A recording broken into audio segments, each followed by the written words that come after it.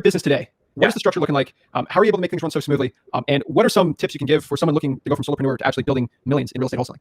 Yeah, so I think, to answer the first question, so we've just recently, which I know you know Matt Beard, he's now our business partner on our wholesaling business as well. And so the last couple of years, it had just been myself and Pace Morby, running the business. So I'd run the operations, basically kind of overseeing the team and structure and all of that. And then we had a team that was facilitating. And so I would be, kind of checking in. And so, and Pace would do sales training and, kind of help lead the vision of the company. And so that's what it was. And then earlier at the beginning of this year, we decided to merge with Matt. And so Matt's now pretty much running the operation. I kind of run, finance, payroll, like a lot, some of the back end stuff, and then helping with organizing our systems and helping make sure that we have things running smooth. I help with hiring people, onboarding, training, things like that now, and just making sure that we have great people in the right seats to do the right things. And so, most of our organization are virtual assistants. We have about 20 virtual assistants doing things from, lead generation to help us generate our leads. We have virtual assistants doing lead management to help us follow up with those leads that are generated. And then we actually have 3 of our virtual assistants that are talented enough that they can actually close sellers over the phone. We do have another sales guy.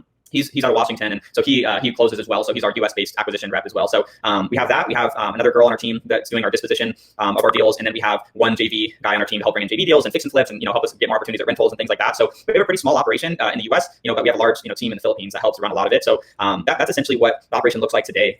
And then that's the question. No worries. So if someone's looking to actually start going from solopreneur to actually building a 7-figure operation, or maybe they're already at 7 figures, but they actually want to start scaling or really delegating more tasks, how should someone start doing that? Strictly, they're doing everything themselves. How do you start doing that? So the first thing is like realizing that you can't do everything yourself. So I think what I see constantly is that people have the hardest time trying to, they try to just control everything.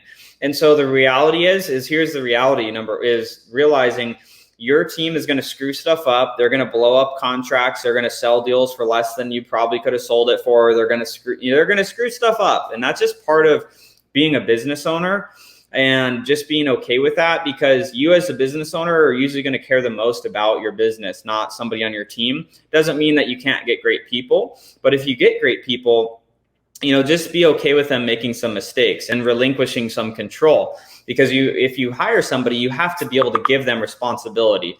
And a lot of business owners I see, they try to give responsibility, but then now they're sitting there freaking micromanaging them and not allowing that person to grow into the role. And they're either going to succeed in the role or they're not. And if they don't, then you just have to replace them with somebody else that's going to be a better fit. And so I would say that mindset shift of, okay, I'm going to hire somebody. They're probably not going to be as good as me. And then they're probably going to screw some stuff up, but they get your life back. They give you, more freedom when you have the right person. So understanding that, first of all, and then, second is understanding that you hire the next most important thing.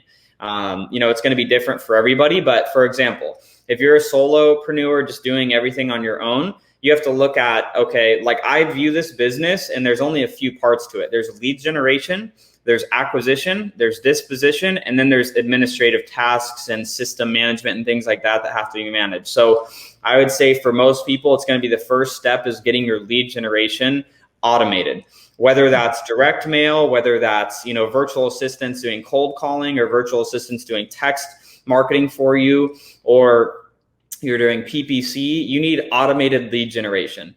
So that's the first stage is get your lead generation to where it's just going consistently.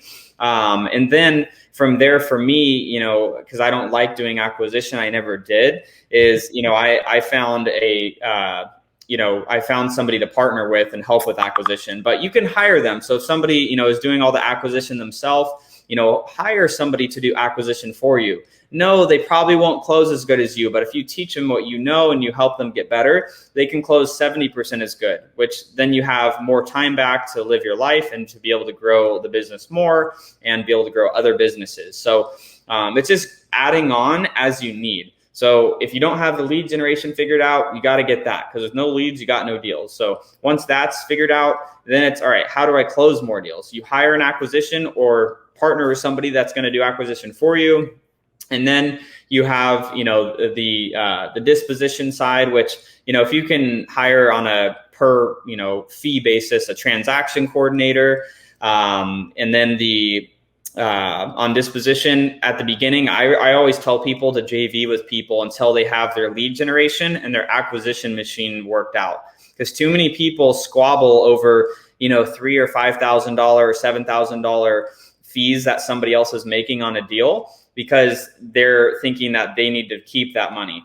For us, we're like speed of transaction, speed of moving deals. Like, yes, we want to make the most amount of money on every deal, but if we're starting out, if I looked at starting out again, I wouldn't be focusing my time on dispoing deals, because I just want to get an acquisition machine. So I just have deals constantly coming in, and then I'll dispose some with somebody else that can help me sell them.